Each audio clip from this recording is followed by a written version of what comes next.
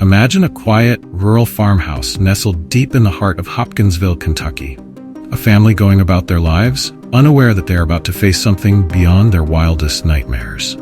What begins as an ordinary evening soon descends into a terrifying siege, as mysterious creatures from the unknown surround them, leaving them trapped and desperate to survive.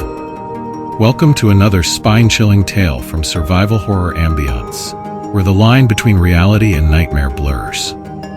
Tonight's story is based on one of the most infamous and strange events in American history, the Hopkinsville encounter. Before we dive in, don't forget to like and subscribe if you enjoy stories that keep you on the edge of your seat. Turn down the lights, settle in, and prepare for an unforgettable journey into the unknown. This is the Hopkinsville Siege, where terror comes calling in the dead of night. Chapter 1. The Farmhouse. The summer heat lingered in the air, thick and heavy, as the sun cast long shadows over the fields surrounding the Langford farmhouse. Inside, the sounds of life buzzed from room to room, a harmony of activity and chatter that could only belong to a large, tightly knit family. Glennie Langford, the matriarch of the household, was in the kitchen, humming quietly to herself as she kneaded dough for biscuits. She was a woman of quiet strength, her hair streaked with silver, her hands worn from years of raising children and keeping the family together. Her eyes sparkled with pride as she glanced toward the door, knowing her kids would be back soon. Despite the occasional squabble or problem, Glennie knew her family was grounded by love, a foundation as solid as the old farmhouse itself. Lonnie and Charlton, her youngest boys, had spent most of the day playing by the creek, their laughter echoing through the woods. At 12 and 10 years old, they were inseparable. They were often covered in mud and grime, but they were always smiling, their energy boundless. Mary, just 14, was somewhere between child and young woman, hovering in the balance. Today, she had taken a book out to the porch and was halfway through it, her mind far from Hopkinsville and the simple farm life they led. By the barn, Lucky Sutton and his brother J.C. were fixing a truck that had broken down earlier in the day. The brothers were carnival workers by trade, and while they were visiting the farm for a while, they still took pride in getting their hands dirty. Lucky, with his sharp grin and quick wit, had always been the more daring of the two. J.C., quieter and more reserved, was the steady hand. Though they often clashed over small things, they had each other's back when it really mattered. A bond forged from years of traveling together and sticking by one another in rough times. Their wives, Vera and Aline, sat nearby, chatting and laughing in the shade of an old oak tree, sharing stories about their travels with the carnival. Vera, Lucky's wife, had a tough exterior but a heart of gold. Aline, on the other hand, had a more nurturing spirit, often playing peacekeeper between the brothers. Sitting with them was Aline's younger brother, O.P. Baker, who had joined them for a while to help out around the farm. He was a quiet man, thoughtful, and a little shy, but he felt at ease around family. Billy Ray Taylor, a close friend of Lucky, was the last to return that evening.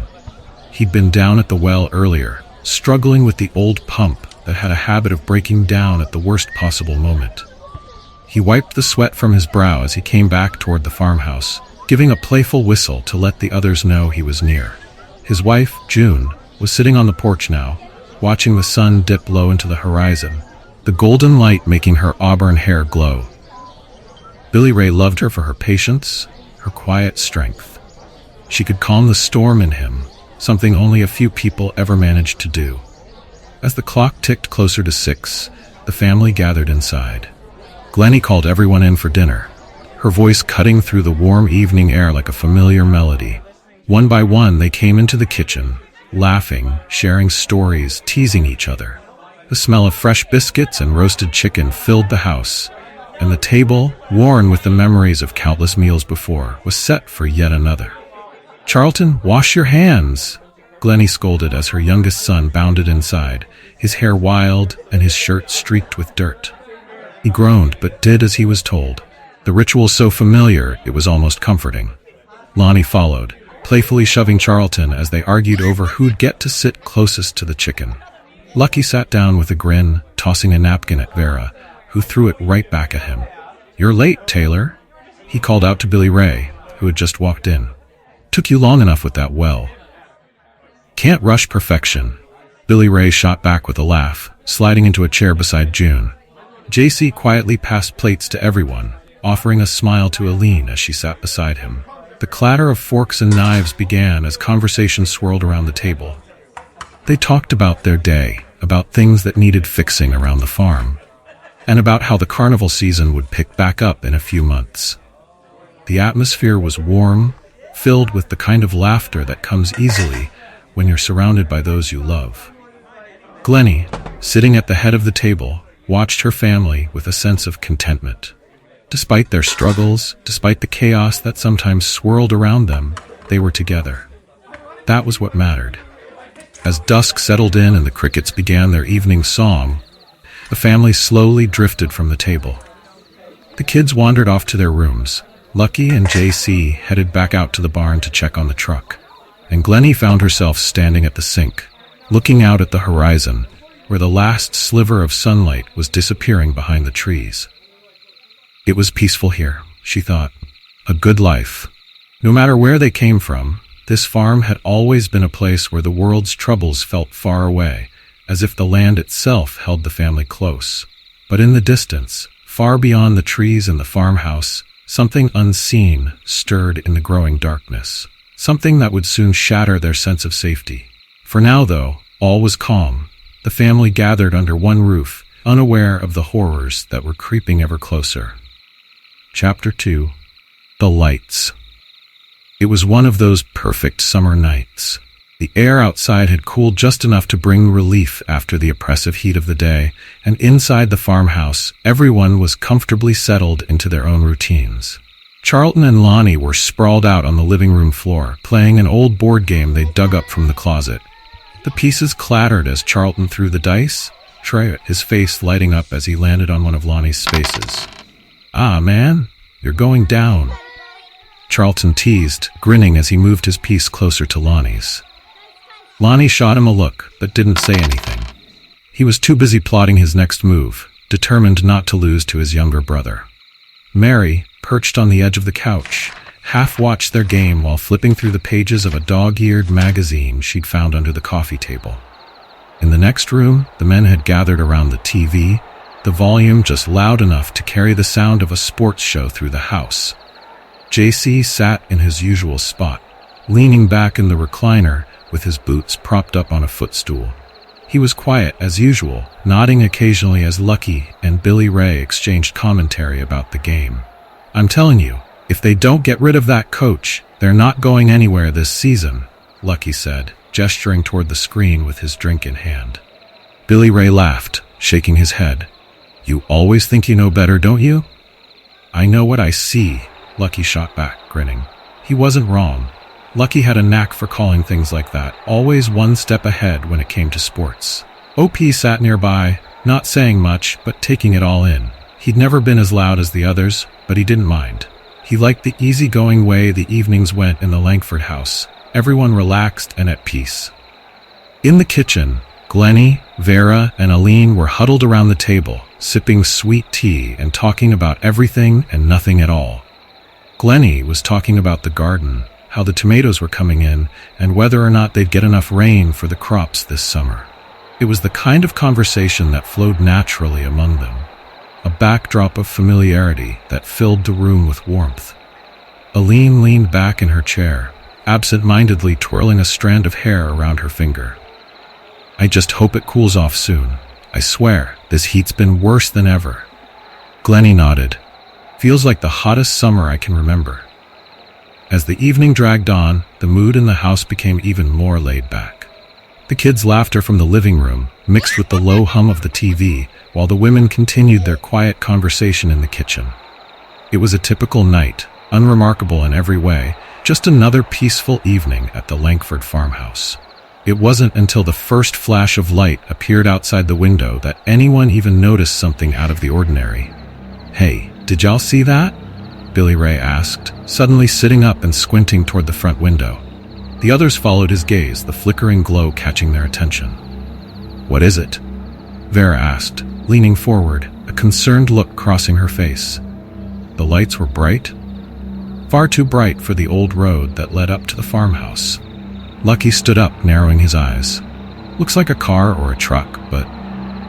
JC frowned, watching the strange illumination outside. It's too bright. Could be headlights, but no one's supposed to be coming down this way. Charlton, still kneeling over the board game, turned his head to glance toward the window. Is someone coming? Glennie wiped her hands on her apron, walking into the living room with a wary expression.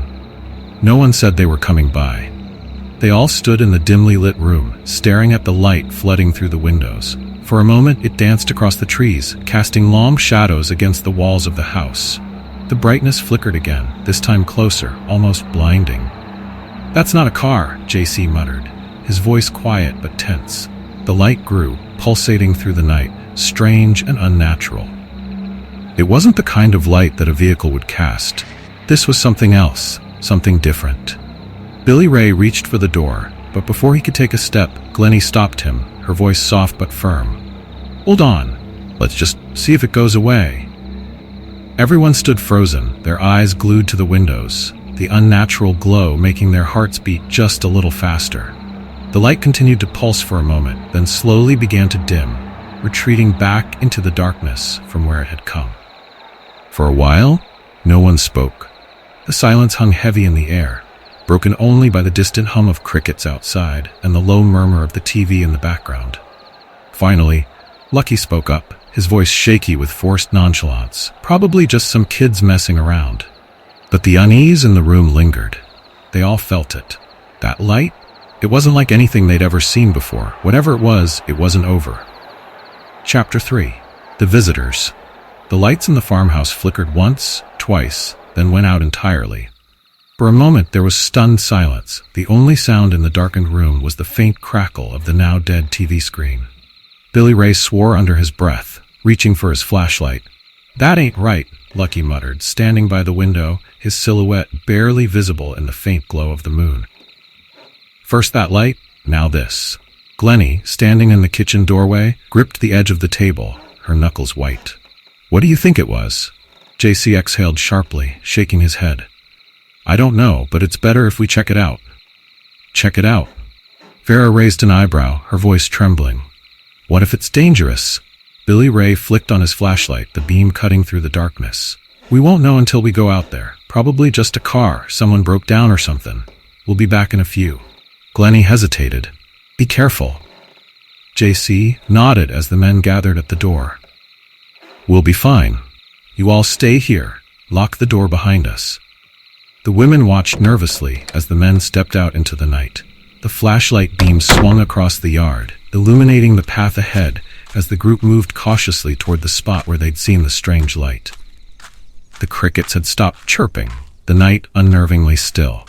They walked in silence, the faint rustle of their footsteps in the grass the only sound. Billy Ray led the way, sweeping his light across the field. Nothing out here, Lucky muttered after a minute, his eyes darting around the dark expanse. Whatever it was, it's gone now. Maybe, JC said, but his voice lacked conviction. Billy Ray paused, squinting ahead.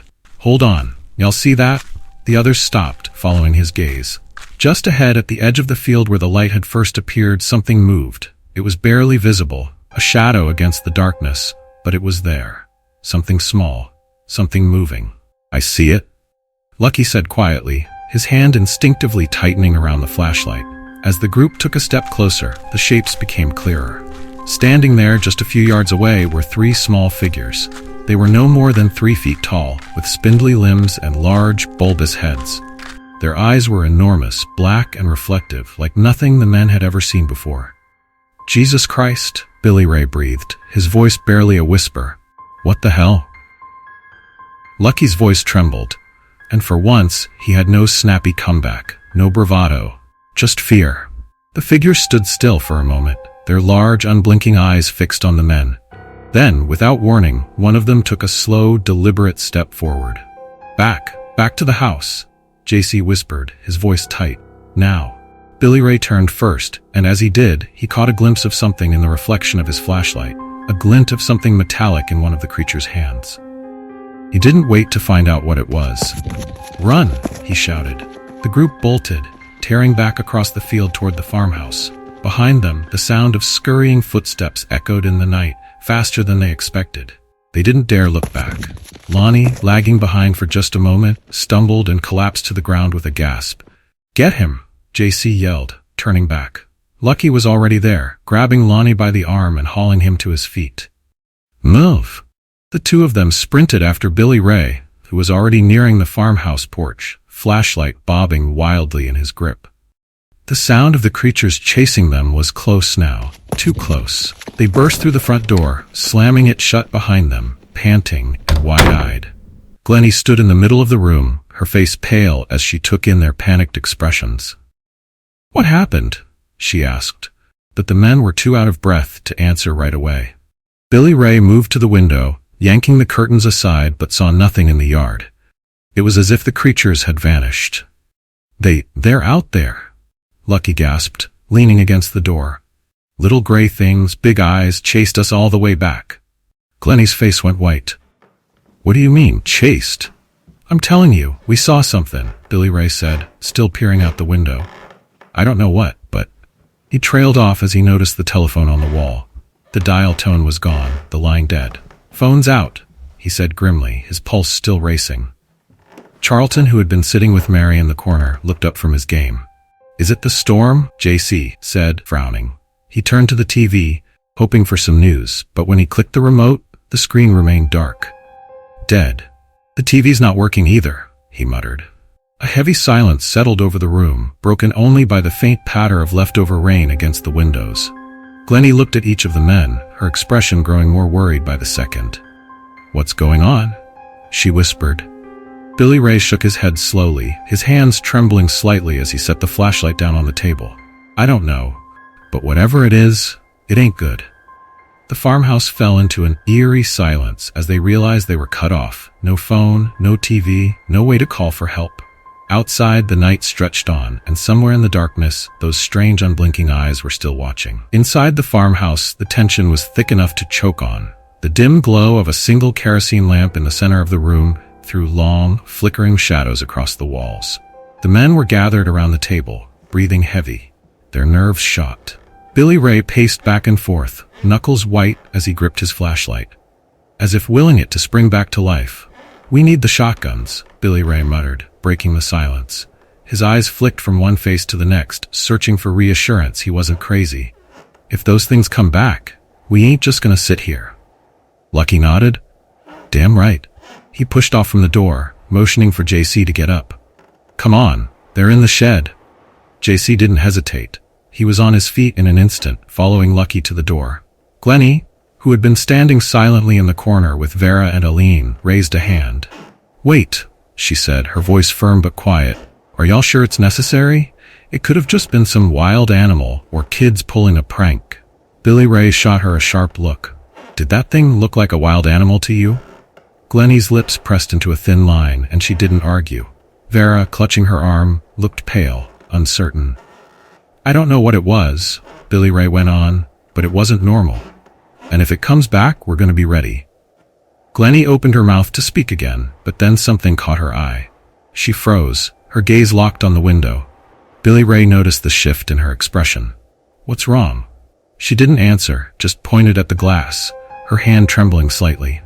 The room fell silent, everyone turning toward the window. At first, they didn't see anything. Just darkness outside, the faint glow of moonlight over the yard. Then something moved. Two large, black eyes appeared at the edge of the window, staring directly into the room. For a moment, there was stunned silence. The thing outside didn't blink, didn't move, just stared. Its eyes were massive, too big for its small, narrow face. The skin around them was slick, almost shiny, reflecting the weak light from inside the house. Aline screamed. The piercing sound broke the spell, and as if in response, the creature jerked back, vanishing into the night. "Jesus!" Lucky shouted, stumbling back from the window, heart racing. "What the hell was that?" Glennie was shaking, her hand clamped over her mouth, as Vera and Aline tried to calm her down. The men were already moving, grabbing the nearest things they could find. Billy Ray with a poker from the fireplace, Lucky holding a wrench, JC rummaging through the kitchen drawers for anything sharp. "We gotta get those guns," Billy Ray said, his voice tense. "Now." Lucky nodded. eyes darting toward the door. "I'll go." "No, you won't." JC grabbed him by the arm. "We're going together." They moved fast, yanking open the back door and bolting across the yard toward the shed. The cool night air hit them like a slap, but it did nothing to calm their nerves. Every shadow seemed to shift, every rustle of the leaves in the trees sent a jolt of fear through them. Once inside the shed, Lucky fumbled with the lock on the gun cabinet. His hands were shaking so badly, it took him 3 tries to get it open. Finally, the door swung wide, revealing the 2 shotguns. "Here," JC said, tossing Lucky one of the guns while loading his own. "We stick close, all right?" They hurried back to the house, hearts pounding in their ears. The second they stepped through the door, the women surrounded them, fear etched on every face. "Did you see it?" Aline asked, her voice trembling. "That thing at the window, what was it?" Lucky shook his head. "I don't know, but it's real, whatever it is." Glennie wrung her hands, pacing near the table. "We can't just sit here waiting for it to come back." "We won't," JC said, glancing at the windows, keeping his shotgun trained toward the front of the house. "But we're not running out there either. We'll keep watch." Suddenly, there was a sound, a soft pitter-patter of something moving outside. Everyone froze, eyes wide, straining to hear. Tap, tap, tap.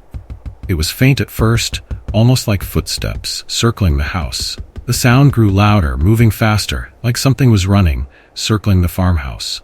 "What is that?" Vera whispered, clutching her arms to her chest. Tap, tap, tap. The sound was all around them now, coming from every direction. Footsteps, scurrying, quick and light, but too fast to be human. "It's them," Billy Ray muttered under his breath. "They're out there." For a moment, no one moved, everyone listening to the frantic tapping just outside the walls. Then something scraped against the side of the house. A long, slow drag of what sounded like claws or nails on wood. It moved from the front porch, down the side of the house, stopping just below the window. "Get down," JC whispered harshly, motioning for everyone to stay low. They crouched beneath the windows, shotguns in hand, barely daring to breathe. Outside, the scraping sound continued, moving steadily around the perimeter of the house, slow and deliberate, like the creatures were testing the walls. Suddenly, the window nearest to Vera rattled violently, as if something was trying to open it from the outside. She clapped her hand over her mouth to stifle a scream, scooting closer to Glennie. The rattling stopped just as abruptly as it began. Then, silence. Billy Ray slowly rose, peeking through the edge of the curtain. He saw nothing, just the empty yard bathed in moonlight. But the quiet was too heavy, too unnatural. It felt like the air itself was holding its breath. "What do we do?" Glennie asked, her voice barely above a whisper. "We wait," JC said grimly, his grip tightening on the shotgun. "And if those things come through that door, we don't hesitate." The farmhouse fell into a tense, uneasy silence once more. Outside, the night stretched on, and somewhere in the dark, the creatures were still watching. Chapter 5: The Siege. The farmhouse was suffocating under the weight of silence, the air thick with dread. No one moved. Every creak of the floorboards, every distant whistle of the wind felt like a prelude to something worse. Billy Ray gripped his shotgun tighter, his back against the wall. JC stood by the front door, tense, eyes darting to every window, every shadow that seemed to shift in the dim glow of the kerosene lamp. "We can't just sit here?" Billy Ray said through clenched teeth, the edge of panic creeping into his voice. "They're out there." Glennie, sitting at the table with Vera and Aline, tried to keep her breathing steady. "We're safer inside, aren't we?" A loud bang reverberated from the ceiling above. The noise was unmistakable, the sound of something moving in the attic. Everyone froze. "What the hell was that?" Lucky whispered, eyes wide as he glanced upward. Another bang, and then a long, slow creak of wood, as if something heavy was shifting just above their heads. "They're inside," JC muttered, his knuckles white as he gripped his shotgun. "They're in the attic." Aline's hand flew to her mouth, stifling a gasp. Vera clutched Glennie's arm, trembling. "God help us," Glennie whispered. Without warning, there was a sharp crash. Wood splintered, and suddenly something thudded hard against the ceiling, rattling dust from the beams. Everyone backed away, staring up at the cracks forming in the plaster. Billy Ray raised his shotgun. "Get ready." And then it happened. The ceiling caved in with a thunderous crack, and a creature dropped into the living room, landing in the middle of the floor with an inhuman screech. It was small, barely 3 feet tall, but its large, black eyes and grotesque gray skin were unmistakable. It moved unnaturally fast, its limbs jerking in strange, unsettling angles as it skittered across the floor toward the group. Without hesitation, Billy Ray fired. The shotgun blast rang out, deafening in the enclosed space. The creature shrieked, its body flinging back as it was hit, greenish-black blood splattering the floorboards. But the victory was short-lived. From above, they could hear more. The thumping of feet, the scratching of claws. There wasn't just one. There were more in the attic, and they were coming. "We need to block off the doors," Lucky shouted, already moving toward the nearest window. "They're coming through the walls." Another crash. A second creature smashed through one of the windows, glass shattering as it slithered inside, hissing and baring sharp, needle-like teeth. JC fired this time, hitting the thing in its chest. It let out a piercing wail, collapsing halfway through the window, its limbs twitching as blood pooled beneath it. "They're everywhere," Glennie cried out, clutching the women close as they huddled near the corner of the room. The sounds of clawed hands scraping at the walls grew louder, more frantic. Every window rattled, every door shook on its hinges as the creatures outside tried to force their way in. Billy Ray and Lucky fired at anything that moved, at the windows, at the shadows creeping across the yard. For every one they hit, 2 more seemed to take its place. "We're surrounded," JC yelled, his voice nearly drowned out by the chaos. He was reloading his shotgun, hands shaking as the creatures continued their assault. "They're trying to break in." One of the doors buckled under the strain, cracking at the hinges as something pushed against it from the outside. "They're gonna get through," Aline screamed. "Not if we stop them," Billy Ray growled, stepping toward the door. He glanced at JC. "Get ready. If that door goes, we don't stop shooting." Another window shattered as a creature's head pushed through, its giant eyes reflecting the flickering lamplight. Billy Ray shot it without hesitation, but it wasn't enough. The door behind him gave a loud crack as the wood split further. "We need to hold them off," Lucky said, firing through the windows, trying to drive the creatures back. His voice was strained, the tension in the room unbearable. Billy Ray fired again, his ears ringing from the blast. "They just keep coming." Glennie stood by the hearth, trying to calm the women, her voice soft but steady. "We have to stay strong. We'll make it through this." But just as she spoke, the lights flickered, once, twice, and then everything went black. The kerosene lamp flickered out, plunging the room into total darkness. For a moment, there was stunned silence. Then the scratching outside grew louder, more frantic. "They cut the power," JC shouted, his voice high with panic. "We can't see a damn thing." The women huddled closer together, eyes wide in the dark. Outside, the creature's movements became more erratic, more determined. "We're sitting ducks in here," Lucky yelled. "They're gonna break through any minute." Billy Ray squinted in the dark, fumbling with the shotgun shells. "We're not giving up," he said, his voice filled with grim determination. "If they come through, we shoot until we run out of ammo. Then we fight with whatever we got left." The house was now surrounded by the sounds of claws on wood, the creatures scuttling across the roof, down the walls, their strange, high-pitched screeches filling the air. "We'll hold them off," Billy Ray muttered. But even as he spoke, the weight of the situation pressed down on him. They were outnumbered, surrounded by something they didn't understand. Chapter 6. Desperation. The house was a war zone. The shotgun blasts reverberated through the walls, mixing with the high-pitched screeches of the creatures. Billy Ray reloaded his gun as quickly as his shaking hands would allow, eyes darting from the broken windows to the doors. "They just keep coming," JC yelled, firing off another shot. The creature he hit fell to the ground, its grotesque, gray body twitching in spasms. But just as quickly as it fell, it started to move again, dragging itself toward the farmhouse door. "They don't die," Lucky shouted, blasting another one in the face as it clawed its way through the shattered window. Aline, Vera, and Glennie huddled together in the far corner, clutching the children close. The kids were terrified, eyes wide, trying to stay silent amid the chaos. The creature's screeches seemed to cut through the dark like nails on a chalkboard, each one louder and closer than the last. "They're regrouping," Billy Ray muttered, squinting into the night. He could see them moving in the yard, circling, their huge black eyes reflecting the faint moonlight. They're waiting for something. And then it happened.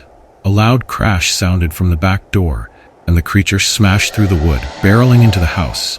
Its claws glinted in the faint light, and before anyone could react, it darted toward Mary, who was standing near the window, too scared to move. "Mary!" Glennie screamed, lunging forward to grab her daughter. But the creature was faster. Its thin, wiry arms wrapped around the child, dragging her toward the broken door. Mary screamed, kicking and flailing, but the creature's grip was unyielding. It was pulling her into the dark, away from the safety of the house. "No! No!" Glennie screamed, terror filling her voice as she scrambled after them. Without thinking, Billy Ray fired, the shotgun blast echoing through the room. The creature let out a blood-curdling screech, releasing Mary as it staggered back, a dark, oily substance oozing from its wounds. Lucky rushed forward, scooping the terrified girl into his arms, pulling her away from the writhing creature. "Get her back, now!" he yelled, handing Mary to Vera, who quickly pulled her toward the others. "They're getting bolder," Billy Ray said, his voice thick with tension. "They're coming for the kids now." Glennie sobbed quietly, clutching Mary as if she'd never let go again. "We can't let them take us," she whispered, her voice barely audible over the noise. "We can't." But there was no time to rest. More creatures slammed against the doors and windows, their screeches getting louder and more desperate. The family fought on, each man taking his turn firing at the invaders, but it was a losing battle. For every creature they shot, two more seemed to crawl from the darkness. And then, over the deafening noise of the battle, they heard it. Sirens. Faint at first, but growing louder by the second. "The cops!" JC shouted, his voice hoarse from the shouting and the stress. "They're coming!" The creatures heard it too. Their movements became erratic, frantic. The ones still inside the house turned their heads, their large black eyes narrowing in on the noise. For a moment, everything was still. The creatures paused, as if deciding whether to continue their assault or flee. Then, in an instant, they retreated. The creatures scurried out the windows and doors, slipping back into the shadows from which they had come. Their screeches grew fainter as they disappeared into the night, fleeing toward the woods, leaving behind only the sound of their claws scraping across the farmhouse's wooden floors. Billy Ray, JC, and Lucky stood in the middle of the room, breathing heavily, their shotguns still raised. The house was in shambles. Broken glass, overturned furniture, and smeared blood painted a horrifying picture of the siege that had just ended. The sound of the sirens grew closer, headlights piercing the darkness as police cars finally pulled up to the farmhouse. "They're gone," Lucky said, his voice quiet, almost disbelieving. "But not for long," Billy Ray muttered, staring out into the dark, scanning the tree line where the creatures had vanished. "They'll be back." The family huddled together, still trembling from the ordeal, their eyes darting nervously between the doors and windows. For the first time in hours, the house was silent, but the tension still hung in the air like a heavy fog, thick with fear and the certainty that this wasn't over. As the blue and red lights of the police cars filled the room, Billy Ray couldn't shake the feeling that whatever had come for them tonight was still out there, lurking in the darkness, waiting for another chance to strike. And next time, they might not be so lucky. Chapter 7. The calm after the storm. The flashing lights of the police cars cut through the night as the Langford farmhouse came back to life. The power flickered on, first the TV, then the lights, and finally, the crackle of the old radio in the corner. For a moment, the living room hummed with an eerie normalcy, as if the terror of the last few hours had been nothing more than a bad dream. But the family knew better. They stood in a tight huddle, eyes still wide with shock, their bodies still trembling. The kids clung to Glennie, their little fingers clutching the hem of her dress as if afraid to let go. Billy Ray stepped forward, gripping his shotgun tightly, eyes darting from the police cars to the tree line. The woods seemed darker now, thicker with shadows, but the creatures were gone, for now at least. The sheriff stepped out of his car, his boots crunching against the gravel as he approached the front porch. He was an older man, with a hard face weathered by years of dealing with the oddities of rural life. But even he seemed unsettled by the sight of the bullet-riddled house. "Evening," the sheriff said, tipping his hat slightly. "We got a call from some folks about gunshots. Figured it was a hunting accident, or maybe someone getting too rowdy, but it seems like you all had quite a night." Billy Ray exchanged a glance with Lucky and JC. No one knew how to explain what had just happened. "Sheriff, you ain't gonna believe us," Billy Ray said finally, his voice low and tense. "But we weren't shooting at people. We were shooting at something else." The sheriff raised an eyebrow. "Something else? What do you mean?" "They were creatures," Lucky chimed in, his hands still trembling as he gripped the stock of his shotgun. "Little gray things with big black eyes. They came out of nowhere, tried to get into the house. We shot at them, but they just kept coming."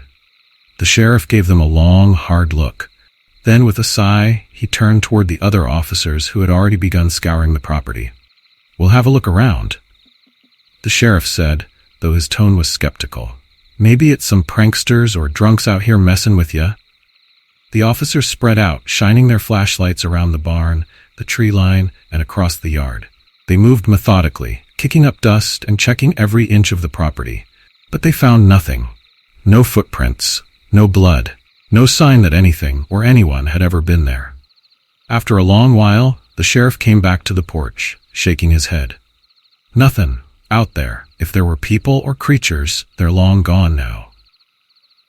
Billy Ray felt the knot in his stomach tighten. He knew what he saw, what they all saw, but there was no proof, no evidence. The sheriff gave a tired smile. "I'd suggest you folks lock up for the night, get some rest. Whatever it was, it's gone now." Glennie nodded, her hand still clutching Mary's. "We'll do that, Sheriff. Thank you." The sheriff tipped his hat again and motioned for his deputies to leave. As the police cars pulled away, their red and blue lights fading into the distance, the night once again felt thick with unease. Billy Ray, Lucky, and JC exchanged weary looks. "They didn't find a damn thing," Lucky muttered. "We weren't just imagining this, were we?" "No," Billy Ray said firmly. "We weren't. But whatever it was, it's gone now." Glennie cleared her throat, her voice shaking. "We can't stay here anymore. Not after this. We need to leave." It was a sentiment they all shared, but had been too afraid to voice until now. Over the next few days, they packed their belongings, their lives reduced to boxes and bags as they prepared to leave the farmhouse behind. The place that had once been their home now felt tainted, haunted by memories of creatures lurking in the dark. And so the Langford family left Hopkinsville, Kentucky, never to return. But in the back of their minds, they all knew the truth, that something had come for them that night, something not of this world. And though the creatures had fled into the shadows, they would never be far from the family's thoughts. Sometimes late at night, Billy Ray would hear faint screeches on the wind, or catch a glimpse of a dark figure from the corner of his eye. The nightmare wasn't over. Not really. It had just shifted to another place, waiting for the right moment to return. And when it did, he'd be ready. And so ends the harrowing tale of the Hopkinsville siege, a night when fear gripped a family and the unknown pressed in from the darkness. But what makes this story even more chilling is that it's based on real events. On the night of August 21, 1955, in a small farmhouse near Kelly, Kentucky, the Sutton family claimed they were attacked by strange, otherworldly creatures. Known as the Kelly-Hopkinsville encounter, this case remains one of the most well-documented and puzzling UFO-related incidents in history. Despite thorough investigations, no definitive answers were found. Were the Suttons truly under siege by alien beings? Or was it all a case of mass hysteria? To this day, no one can say for sure, and the mystery remains unsolved. If this story sent shivers down your spine, make sure to like, subscribe, and stay tuned for more tales that leave you questioning what's lurking just beyond the light. Remember, sometimes the truth is stranger and scarier than fiction.